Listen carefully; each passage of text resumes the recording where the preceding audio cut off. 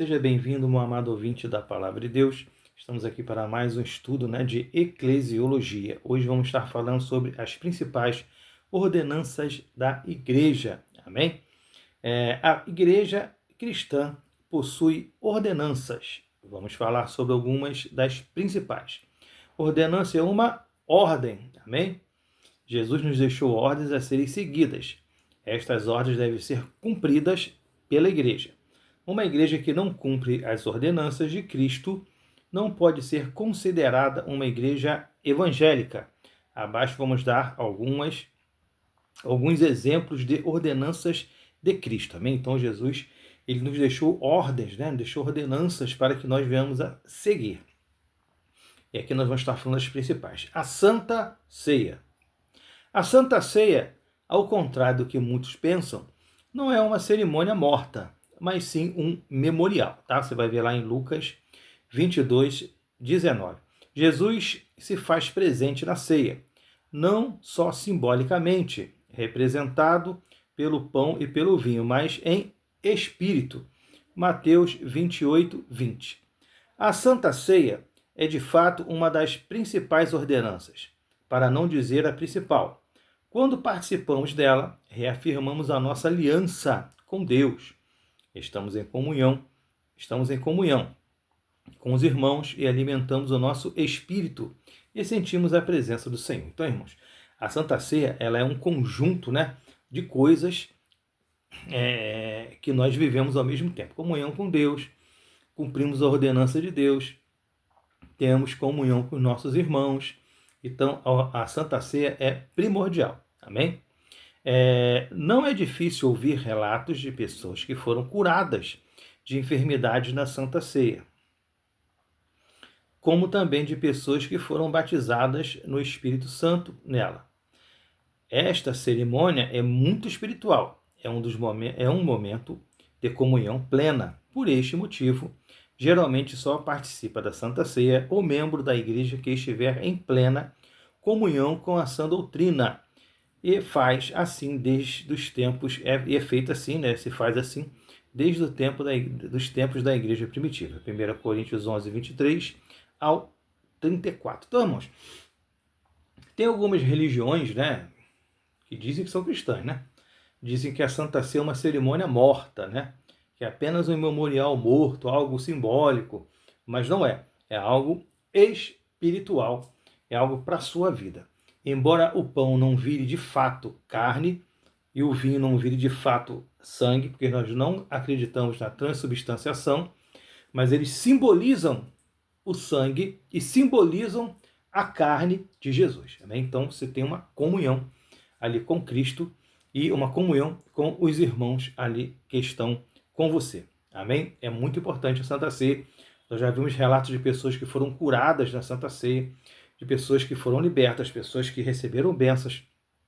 Então, a fé, ela é primordial, e quando você faz algo por fé, ali é consciente, com respeito, obedecendo a ordenança, com certeza você é abençoado. O batismo nas águas. O batismo nas águas também é uma ordenança, Mateus 28, 19. O próprio Jesus quis ser batizado, Marcos 1, versículo 9 ao 13. Claro que é para nos dar exemplo, uma vez que não possuía pecado, Jesus, até mesmo João Batista, Senhor, eu deveria ser batizado por ti. Não, faça-se assim para que se cumpra as escrituras, Jesus não precisava ser batizado porque não tinha pecado para se arrepender, mas era ali para que se cumprisse as escrituras, amém? E também, e por que não, nos dá o exemplo, a ser seguido ali. O batismo nas águas era largamente realizado pela igreja primitiva. Aqui nós temos uma série aqui de referências, citando uma aqui só Atos 3, 41, tem outras aqui no material, você dá uma lida aí. O batismo nas águas sempre fez parte da vida da igreja, Hebreus 6, 2. Hoje existe um movimento modernista que busca afirmar que não é mais necessário o batismo nas águas. Mas essa afirmação fere essa doutrina. A doutrina do batismo nas águas continua válida, pois uma ordenança de Deus não pode ser revogada pelos homens. Então, irmão, tem gente que acha que é Deus, umas determinadas igrejas, uns determinados ministros aí, que na verdade eles acham que são Deus, né? Você fica observando isso aí e você tem esse deslumbre, né? O cara acha que ele é Deus, acha que ele pode mudar a Bíblia, né? Que ele pode mudar. Ah, isso está desatualizado, vamos atualizar isso aqui, vamos adaptar isso aqui, né? Vamos chegar isso aqui para cá, para caber todo mundo. E a coisa não funciona assim. A Bíblia diz o que ela quer dizer, e isso é para ontem, para hoje e até a volta do Senhor Jesus. Então, nós não somos legisladores, nós estamos aqui para cumprir aquilo que está determinado. Seguir a lei. E o que é a lei? A Bíblia Sagrada, tá? Então, a igreja que você vê que muda a doutrina, ela já não é mais considerada uma igreja evangélica, uma outra coisa, outro segmento diferenciado, mas não é uma igreja evangélica de fato, amém? Evangelismo e discipulado. Você sabia que o evangelismo e o discipulado, de fato, são uma ordenança deixada por Cristo? Isso não é uma coisa opcional. Ah, não tem chamado para isso, irmão. Anunciar o nome de Jesus é uma ordenança tão quanto a Santa Ceia, tão quanto o batismo, tá? O ato de evangelizar e discipular é uma ordenança de Jesus e não uma opção da igreja, tá? Mateus 28, 19 e 20. Então, se você quer cumprir essa ordenança, você tem que evangelizar. Ah, minha igreja tem evangelismo X dia, vai lá e cumpre essa ordenança. Ah, eu gostaria de fazer isso, não tenho tempo de ir junto com a igreja, mas eu gostaria de pegar aí um folheto, de sair no momento da minha folga. Show de bola, anuncia. Ah, eu estou na fila do ônibus, eu preciso anunciar Jesus ali e tal. Parou com a pessoa? Fala de Jesus com ela. Ah, eu estou no ônibus ali, estou no trem, e alguém sentou do meu lado e se interessou naquilo que eu estava lendo, e eu falei de Jesus para ela. Está cumprindo a ordenança também. Então, está no seu serviço? Você ali é uma candeia, né? É ali uma luz, uma lâmpada que está ali anunciando a Jesus. Amém? Na escola, aonde seja, você é essa luz que está ali iluminando as pessoas e trazendo ali uma palavra de vitória, de vida eterna. Então, evangelismo é importante e discipulado também. Antigamente, na época que eu era jovem, que eu aceitei Jesus, existia uma figura, né? Que a gente chamava de pai na fé. Quem lembra disso aí? Só quem é mais cascudo, né? Pai na fé. Você aceitava Jesus, aí se batizava, tinha sempre aquele irmão mais velho, né?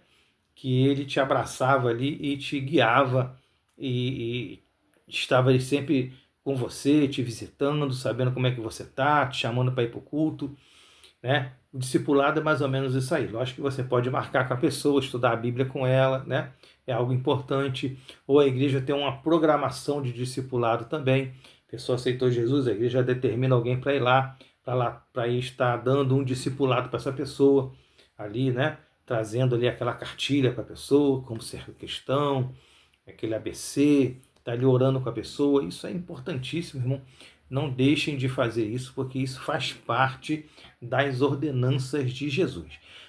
Amém? Cumprir essa ordenança não é tão sagrado, cumprir esta ordenança é tão sagrado como ser batizado ou tomar Santa Ceia. Mas, infelizmente, a igreja moderna tem deixado esta ordem de lado, né? Hoje o pessoal quer evangelizar pela internet, né? Pelo vídeo aí, bota o vídeo, aquela mídia toda, faz aquela festança, aquele show, mas isso não é evangelho. A pessoa tem que conhecer o evangelho, né? Se a pessoa não conhecer o evangelho, ela não está conhecendo Jesus. Ela está conhecendo um bailão, né? Alguma coisa nesse sentido. Mas nós não podemos ter esse tipo de pensamento, de visão.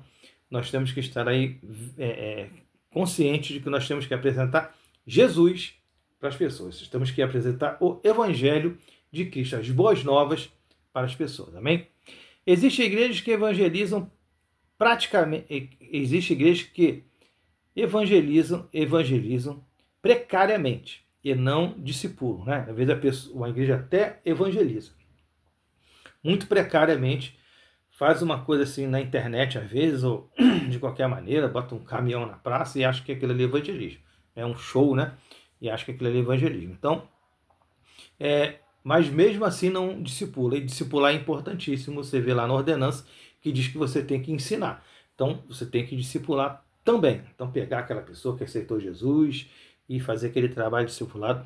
Se for feito um trabalho discipulado em cima das pessoas que aceitam Jesus, assim, diminui drasticamente o número de pessoas que saem da igreja nos primeiros meses de convertido.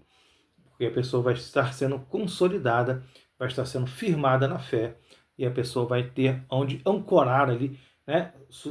Se ancorar ali para vencer as dúvidas, os problemas, e a pessoa vai conseguir viver bem.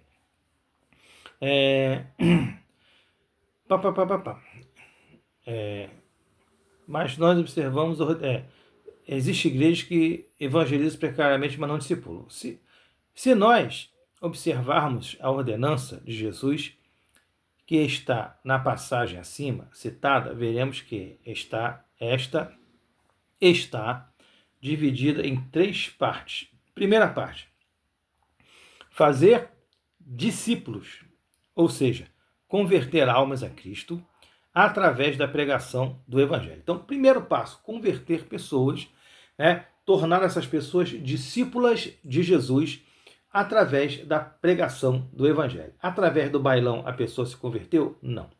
Através da festança a pessoa se converteu? Não. Através do Evangelho. Amém? Então a pessoa conheceu de fato Jesus.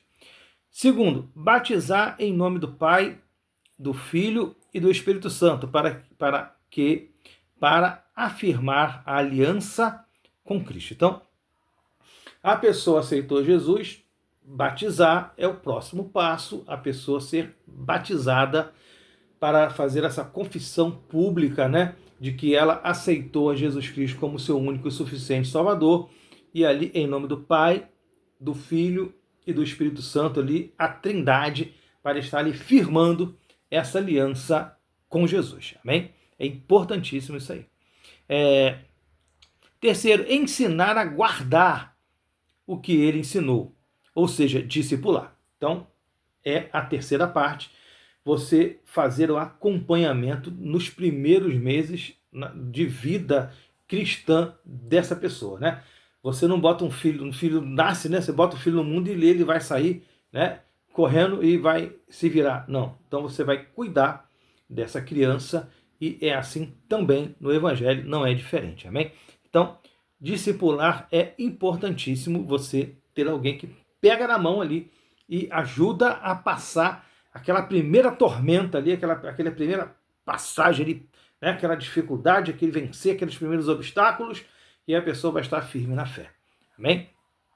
Talvez você tenha ficado chocado, mas não discipular é tão grave como não tomar ceia ou não aceitar o batismo, né?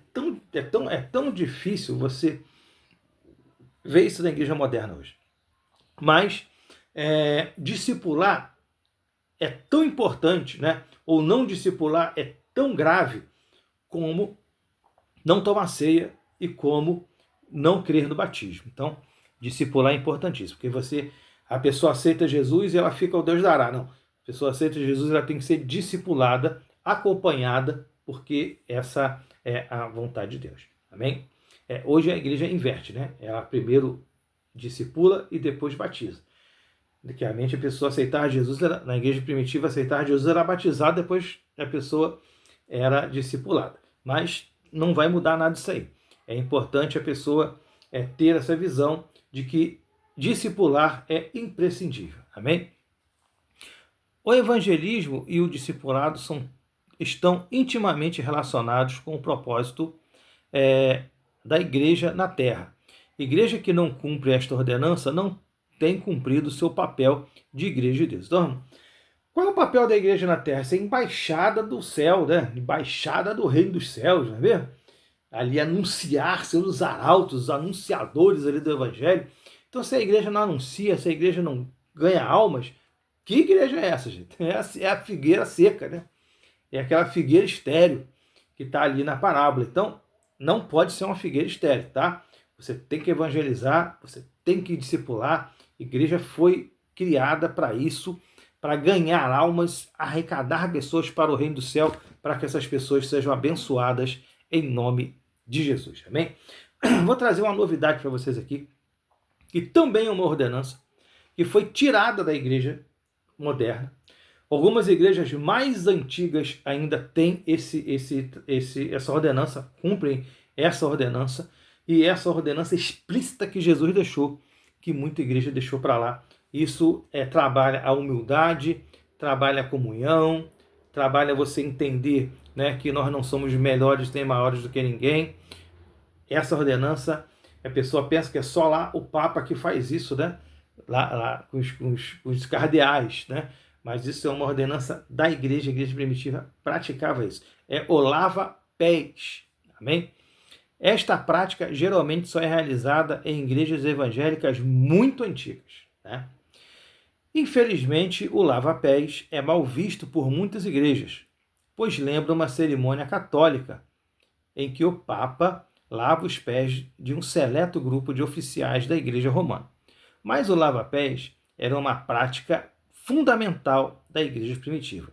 Jesus introduziu esta prática na Igreja para cultivar a humildade. Lê lá, irmão, João 13, 14 e 15, né? Dá uma lida lá, busca sobre o lava-pés, isso vai edificar a sua vida. Ali onde você vai buscar a passagem lá, Jesus lava os pés dos seus discípulos. Lê com calma, faz esse trabalho, porque isso vai abençoar você e você vai entender muito do que é a essência do Evangelho.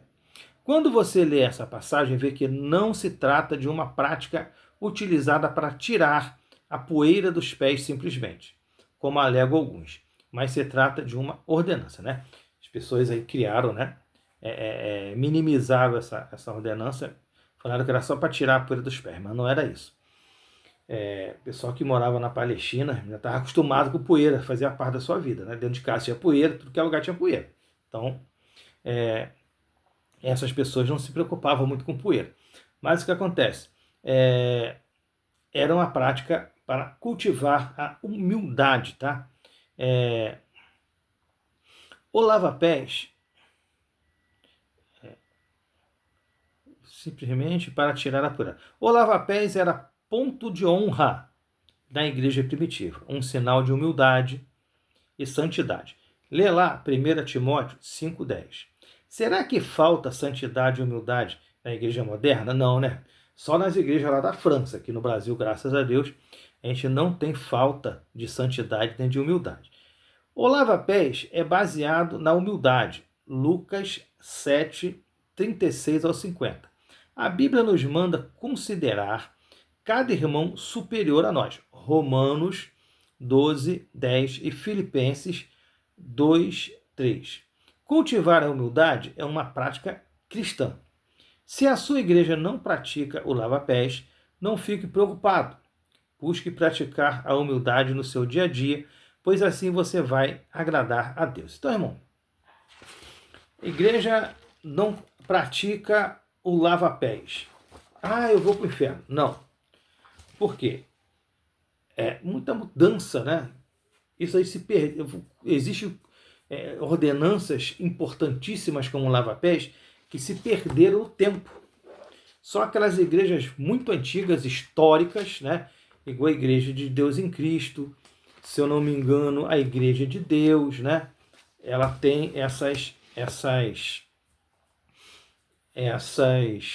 essa prática ainda em voga, né? Mas é importante que nós venhamos buscar uma maneira de cultivar a humildade, porque a humildade, ela afasta de nosso coração uma enormidade de males que podem estar atrapalhando a nossa vida, amém? Espiritual, porque muitas das vezes, irmão, a gente cria tantas barreiras aí e a gente nós mesmos acabamos colocando aí empecilhos para que nós nos aproximemos mais de Deus. Então, nós temos que cultivar a humildade, porque com certeza Deus vai estar abençoando você. Eu espero que você tenha gostado da nossa aula, né? Assim, é até curioso, né? Falar sobre o lava-pés, falar que esses costumes, essas doutrinas da igreja são de fato ordens que têm que ser seguidas, né? E talvez você nunca tenha parado para pensar que o evangelismo discipulado é uma ordem, né? É uma ordenança. Ide, isso é uma ordem imperativa, né? Por todo mundo, pregar o evangelho, então é ordenança, não é para ser, mas não, tá ali, é ordenança, cumpre, amém? E acredito que você tenha gostado bastante. Então, que Deus te abençoe em nome de Jesus. Na semana que vem nós vamos estar, nossa aula será algumas crenças pentecostais, nós vamos estar falando de algumas crenças pentecostais, tá? Bem da igreja pentecostal mesmo. E nós vamos estar falando dos governos eclesiásticos. Nós vamos estar vendo se conseguimos encerrar na semana que vem. Que Deus te abençoe. Até o próximo estudo, em nome de Jesus.